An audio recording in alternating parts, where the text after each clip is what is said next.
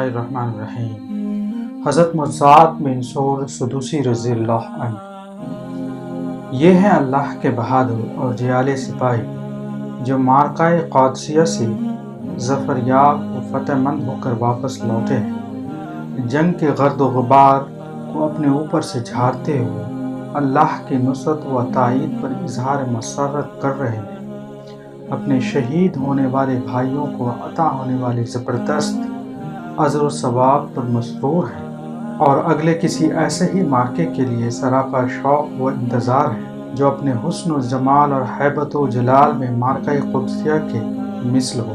وہ اس بات کے منتظر ہیں کہ جہاد کے اس سلسلے کو آگے بڑھانے کے لیے امیر المومنین کا حکم آ جائے تاکہ وہ کسریٰ کی سلطنت اور ایرانی شہنشاہیت کو بے خوب بن سے اکھاڑ کر پھینک دیں اور ان مبارک و فرخندہ فعال لوگوں کو زیادہ دیر تک انتظار کی زحمت نہیں اٹھانی پڑی۔ وہ رہا امیر المومنین حضرت عمر فاروق اعظم رضی اللہ کا قاصد جو مدینہ سے کوفہ کی طرف بڑھا چلا آ رہا ہے۔ اس کے ساتھ کوفہ کے گورنر حضرت ابو موسیٰ اشعری رضی اللہ کے لیے یہ حکم ہے کہ وہ اپنے لشکر کے ساتھ آگے بڑھ کر بصرہ سے آنے والی اسلامی فوج کے ساتھ مل جائیں اور دونوں فوجیں ساتھ ساتھ مل کر اہواز کی طرف پیش قدمی کریں اور ہرمزان کا تعاقب کر کے اس پر فیصلہ کن ضرب لگائیں اور تشتر پر قبضہ کر لیں جو تاج کسریٰ کا ایک درخشندہ ہیرا اور بلاد فارس کا تابندہ موتی ہے۔ امیر المومنین حضرت عمر فاروق رضی اللہ کی طرف سے حضرت ابو موسیٰ اشعری رضی اللہ کے نام جو حکم نامہ آیا ہے اس میں اس بات کی تاکید ہے کہ وہ قبیلہ بنو بکر کے سردار عرب کے مشہور اور بہادر شہ سوار حضرت مزاد بن سور سدوسی کو ضرور اپنے ساتھ لے لیں۔ حضرت ابو موسیٰ اشعری رضی اللہ نے فوج میں خلیفہ کے اس حکم کی تشہیر کرائی، اپنے فوج کی ترتیب اور درست کی اور اس کے میسرہ کی کمان حضرت مزاد بن سور کے سپرد کر کے آگے بڑھے اور بصرہ سے آنے والے اسلامی لشکر کے ساتھ شامل ہو گئے اور پھر دونوں فوجیں ایک ساتھ مل کر راہ خدا میں جہاد کے لیے آگے روانہ ہو گئے۔ یہ لوگ شہروں پر قبضہ کرتے اور قلعوں کو دشمنوں کے ہجوم سے پاک کرتے ہوئے مسلسل آگے بڑھتے رہے اور ہرمزان ان کے آگے بھاگتا ہوا تشتر پہنچ کر قلعہ بند ہو گیا۔ تستر جس میں ہرمزان نے پناہ لی تھی ایران کا نہایت ہی خوبصورت شہر تھا۔ اس کی آب و ہوا نہایت خوشگوار اور اس کے حفاظتی انتظامات بہت سخت، قابل اعتماد اور ناقابل تسخیر تھے۔ اس وقت وہ نہایت ترقی یافتہ اور متمدن شہر تھا جس کے تذکرے تاریخ کے صفحات میں آج تک محفوظ ہے۔ وہ ایک ایسی سطح مرتفع پر آباد تھا جس کی شکل گھوڑے سے متشابہ تھی۔ اس کو ایک بڑا دریائے دجیل سے سیراب کرتا تھا۔ اس کے اوپر ایک فوارہ تھا جسے ایران قدیم کے نامور اور عظیم حکمراں شہنشاہ شاہپور نے بنوایا تھا۔ دریائے دجیل کا پانی زیر زمین سرنگوں سے گزار کر اس فوارے تک پہنچایا جاتا تھا۔ تشتر کا فوارہ اور اس کی سرنگیں دنیا کے تعمیری عجائبات میں شمار ہوتی تھیں۔ اس بڑے بڑے مضبوط پتھروں سے اونچا کیا گیا تھا۔ اس کے ستون ٹھوس لوہے کے تھے۔ اس کے فوارے اور اس کی سرنگوں کا شیشہ سے پلاسٹر کیا گیا تھا۔ شہر تستر کے ارد گرد ایک عظیم شان بلند و بالا فصیل تھی جس نے پورے شہر کو اپنے احاطے میں لے رکھا تھا۔ مورخین کہتے ہیں کہ وہ دنیا کی پہلی اور عظیم ترین فصیل تھی۔ پھر ہرمزان نے فصیل شہر کے ارد گرد ایک گہری اور ناقابل عبور خندق کھدوا رکھی تھی اور اس کے اندر ایران کے آزمودہ کار اور منتخب فوج جمع کر رکھی تھی۔ مجاہدین اسلام کے لشکر نے تستر پہنچ کر اس کے خندق کے چاروں طرف خیمہ زن ہو کر اس کا محاصرہ کر لیا۔ اس محاصرے کو پورے 18 مہینے گزر گئے مگر مسلمان اس مدت میں اس خندق کو عبور کرنے میں ناکامیاب رہے۔ اس طویل مدت میں مسلمانوں اور ایرانیوں کے درمیان 80 دفعہ معرکہ آرائی ہوئی۔ ہر معرکہ فریقین کے دو بہادروں کے درمیان مبارزہ سے شروع ہوتا اور بعد میں گھمسان کی جنگ میں بدل جاتا۔ حضرت مزاد بن شور نے ان لڑائیوں میں ایسی غیر معمولی شجاعت و مردانگی کا مظاہرہ کیا کہ اس کو دیکھ کر دوست اور دشمن بحر حیرت و استعجاب میں ڈوب گئے۔ انہوں نے انفرادی جنگ میں دشمن کی 100 بہادروں کو موت کے گھاٹ اتار دیا اور دشمنوں کے دلوں میں ایسی ہیبت طاری کر دی کہ ایرانی سپاہی لرزہ براندام ہو جاتے اور ان کے ان کارناموں پر مسلمانوں کے سر فخر سے اونچے ہو جاتے ہیں۔ ان کے ان کارناموں کو دیکھ کر لوگوں کو سمجھ میں یہ بات آ گئی کہ امیر المومنین حضرت عمر بن خطاب رضی اللہ لشکر مجاہدین میں ان کی شمولیت کو کیوں اتنا زیادہ خواہش مند تھے۔ آخری جنگ میں مسلمانوں نے ایرانیوں پر ایسا زوردار حملہ کیا کہ ایرانی اس کے مقابلے کی تاب نہ لا سکے اور خندق کے اوپر بنے ہوئے پل کو مسلمانوں کے لیے خالی چھوڑ کر خود شہر کے اندر پناہ گزین ہو گئے اور اپنے پیچھے شہر کا مضبوط قلعے کا پھاٹک بند کر دیا۔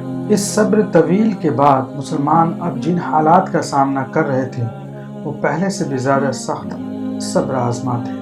ایرانی مسلمانوں کو اوپر برجوں سے پہم تیروں کی بارش کر رہے تھے اور وہ پسیلوں کے اوپر سے لوہے کی زنجیریں لٹکا کر جن کے سروں پر انکش لگے ہوتے تھے جو آگ میں تپانے کی وجہ سے سرخ انگاروں کی طرح دہک رہے تھے، جب کوئی مسلمان فصیل کے قریب پہنچتا یا اس پر چلنے کی کوشش کرتا تو ایرانی اسے انہیں دہکتے ہوئے انکشوں پر پھنسا کر اوپر کھینچ لیتے اور اس کا جسم جل جاتا، بدن کا گوشت گر جاتا اور اس طرح اس کا کام تمام ہو جاتا۔ مسلمان سخت کرب و الم میں مبتلا تھے۔ وہ نہایت خشوع و خضوع اور انتہائی گریہ وزاری کے ساتھ دعا مانگ رہے تھے کہ اللہ تعالیٰ ان کی پریشانی کو دور فرمائے اور دشمنوں کے خلاف ان کی مدد کرے۔ اسی اشنا میں حضرت موسیٰ اشعری رضی اللہ تشتر کے اس عظیم الشان فصیل کے عبور کرنے کی تدابیر پر غور کر رہے تھے اور اس سے قریب مایوس ہو چکے تھے کہ اچانک ان کے سامنے ایک تیر آ کر گرا جو ان کی طرف فصیل کے اوپر سے پھینکا گیا تھا۔ حضرت ابو موسیٰ رضی اللہ نے اسے دیکھا۔ اس میں کاغذ کا ایک پرزہ بندھا ہوا تھا جس میں یہ پیغام تھا: مسلمانوں، میں تم لوگوں پر مکمل اعتماد کرتے ہوئے اپنی جان، اپنے مال، اپنے اہل و عیال اور اپنے متبعین کے لیے امان طلب کر رہا ہوں۔ اس کے بدلے میں تم لوگوں کو ایک ایسے خفیہ راستے کی نشاندہی کروں گا جس سے گزر کر تم لوگ شہر میں داخل ہو سکتے ہو۔ جواب میں حضرت ابو موسیٰ رضی اللہ نے کاغذ پر امان کی تحریر لکھی اور اسے تیر کے ذریعے واپس اس کے پاس پھینک دیا۔ اس شخص کو مسلمانوں کی طرف سے دیے ہوئے امان پر پورا اطمینان ہو گیا، کیونکہ وہ جانتا تھا کہ مسلمان اپنے وعدے کے کتنے سچے اور عہد کے کتنے پکے ہوتے ہیں۔ وہ تاریکی کے پردے میں خاموشی سے ان کے پاس آیا اور حضرت موسیٰ اشعری رضی اللہ کو اپنی پوری حقیقت بتا دی۔ ہم اس قوم کے سربر آوردہ لوگوں میں سے ہیں۔ رمضان نے میرے بڑے بھائی کو قتل کر کے اس کے مال و جائیداد پر قبضہ کر لیا ہے اور اس کے اہل و عیال پر ظلم و ستم کے پہاڑ توڑے ہیں۔ وہ میرے لیے بھی اپنے سینے میں بغض و عداوت کے جذبات چھپائے ہوئے ہیں۔ میں خود کو اور اپنے بال بچوں کو اس کی دست درازی سے محفوظ نہیں سمجھتا، اس لیے میں نے آپ لوگوں کو عدل و انصاف کو اس کے زور و ستم پر، آپ لوگوں کے ایفائے عہد کو اس کی غداری پر ترجیح دی، اور میں طے کر چکا ہوں کہ آپ لوگ ایک ایسے خفیہ راستے کی نشاندہی کروں گا جس سے گزر کر آپ لوگ شہر تک پہنچ سکتے ہیں۔ آپ ایک ایسے آدمی کو میرے ساتھ کر دیجئے جو شجاعت و جرأت اور عقل و فہم سے پوری طور پر آراستہ ہو، اس کے ساتھ ساتھ وہ بہترین تیراک بھی ہو تاکہ میں اس کی نشاندہی کر دوں۔ حضرت ابو موسیٰ اشعری رضی اللہ نے حضرت مزاد بن شور رضی اللہ کو طلب فرمایا اور پوری بات ان کو سنائی اور فرمایا کہ آپ اپنے قبیلے سے ایک ایسا آدمی مجھے دیجیے جو صاحب عقل و فہم ہونے کے علاوہ تیرنے کے فن میں بھی مہارت رکھتا ہو۔ حضرت مزاد نے کہا، اس کے لیے میں اپنے آپ کو پیش کرتا ہوں۔ اگر آپ اس کے لیے تیار ہیں تو پھر ٹھیک ہے، خدا آپ کو حامی ناصر ہو۔ حضرت ابو موسیٰ رضی اللہ نے فرمایا۔ اس کے بعد حضرت ابو موسیٰ نے ان کو نصیحت فرمائی کہ وہ راستے کو اچھی طرح ذہن نشین کر لیں، دروازے کی جگہ کو خوب پہچان لیں رمضان کی قیام گاہ ان کی شخصیت کو ٹھیک سے ذہن نشین کر لے اور اس کے علاوہ اپنی طرف سے کوئی اور اقدام نہ کرے۔ حضرت مصعب بن سعود رضی اللہ اپنے ایرانی رہبر کے ساتھ تاریکی میں روانہ ہوئے اور اس زیر زمین سرنگ میں داخل ہوئے جو دریا اور شہر کے درمیان بنائی گئی تھی۔ سرنگ کہیں کہیں اتنی کشادہ تھی کہ پانی میں کھڑے ہو کر چلنا ممکن ہوتا اور کہیں کہیں اتنی تنگ تھی کہ اس میں سے تیر کر گزرنا پڑتا، کہیں ساخ در ساخ، کہیں ٹیڑھی میری اور کہیں بالکل سیدھی تھی۔ اس طرح چلتے ہوئے وہ اس جگہ پر پہنچ گئے جہاں سے شہر میں داخل ہونے کا راستہ نکلتا تھا۔ ایرانی رہبر نے انہیں اپنے بھائی کے قاتل رمضان کو دکھایا اور اس جگہ کی بھی نشاندہی کی جہاں وہ قیام پذیر تھا۔ جب حضرت مصعب رضی اللہ نے رمضان کو دیکھا تو ان کے جی میں آیا کہ اس کے حلق میں ایک تیر مار کر اسے ہلاک کر دیں، لیکن فوراً ہی انہیں حضرت ابو موسیٰ اشعری رضی اللہ کی یہ نصیحت یاد آ گئی کہ وہاں کوئی اور اقدام نہ کرنا۔ انہوں نے فوراً اپنی اس خواہش پر لگام لگائی اور طلوع فجر سے پہلے اسلامی کیمپ میں واپس آ گئے۔ حضرت ابو موسیٰ اشعری رضی اللہ نے 300 ایسے جانبازوں کو تیار کیا جو شجاعت و ثابت قدمی میں یکتا ہونے کے ساتھ ساتھ تیراکی میں بھی ماہر تھے۔ حضرت مصعب ابن سعود کو ان کا قائد مقرر کیا اور انہیں رخصت کرتے وقت کچھ نصیحتیں فرمائیں اور شہر پر لشکر مجاہدین کے حملہ آور ہونے کے لیے ان کی تکبیر کو شعار قرار دیا۔ حضرت مصعب رضی اللہ نے اپنے آدمیوں کو حکم دیا کہ جہاں تک ممکن ہو وہ ہلکے پھلکے کپڑے پہن لیں کہ پانی میں بھیگنے سے ان کا وزن زیادہ نہ ہو جائے، اور انہیں تاکید کر دی کہ اپنے ساتھ تلواروں کے علاوہ دوسرا کوئی اسلحہ نہ رکھیں۔ انہوں نے یہ بھی تاکید کر دی کہ سب لوگ اپنی اپنی تلواروں کو اپنے کپڑوں کے نیچے جسم سے باندھ لیں۔ پھر ایک تہائی رات گزرنے کے بعد انہیں اپنے ساتھ لے کر روانہ ہو گئے۔ حضرت مصعب بن سعود رضی اللہ ان کے جانباز تقریباً 2 گھنٹے تک اسی خطرناک سرنگ کے دشوار گزار مرحلے سے گزرتے رہے۔ کبھی وہ ان کی دشواریوں پر غالب آ جاتے اور کبھی وہ انہیں زیر کر لیتے۔ جب یہ لوگ سرنگ کے اس آخری سرے پر پہنچے جو شہر میں داخل ہونے والے راستے سے متصل تھا تو حضرت مصعب رضی اللہ نے دیکھا کہ سرنگ ان کے 220 جانبازوں کو نگل گئی ہے اور ان میں سے صرف 80 بچے۔ حضرت مصعب رضی اللہ ان کے ساتھیوں نے شہر کی سرزمین پر قدم رکھتے ہی اپنی تلواریں بے نیام کر لیں اور قلعہ کے پہرے داروں پر ٹوٹ پڑے اور اس چشم جن میں انہیں موت کے گھاٹ اتار دیا۔ پھر وہ لوگ دروازے کی طرف جھپٹے اور انہیں کھولتے ہوئے زور سے تکبیر کی آواز بلند کی۔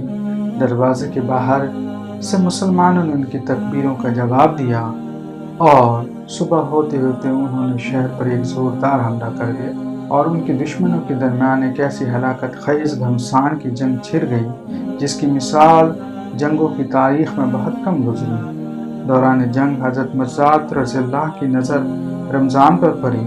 وہ میدان جنگ میں ایک جگہ کھڑا ہو کر اپنی فوج کی کمان کر رہا تھا۔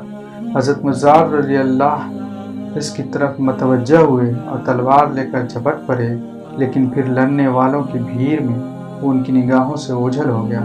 تھوڑی دیر بعد وہ دوبارہ نظر آیا۔ حضرت مصعب رضی اللہ تیزی سے اس کی طرف لپکے اور اس پر حملہ کر دیا۔ حضرت مصعب رضی اللہ اور رمضان دونوں نے اپنی اپنی تلواروں سے ایک ساتھ ایک دوسرے پہ حملہ کیا، مگر بدقسمتی سے حضرت مصعب رضی اللہ کا وار چوک گیا اور رمضان کا وار ٹھیک اپنے نشانے پر پڑا۔ حضرت مصعب رضی اللہ زخمی ہو کر زمین پر گر پڑے اور دولت شہادت سے ہمکنار ہو گئے۔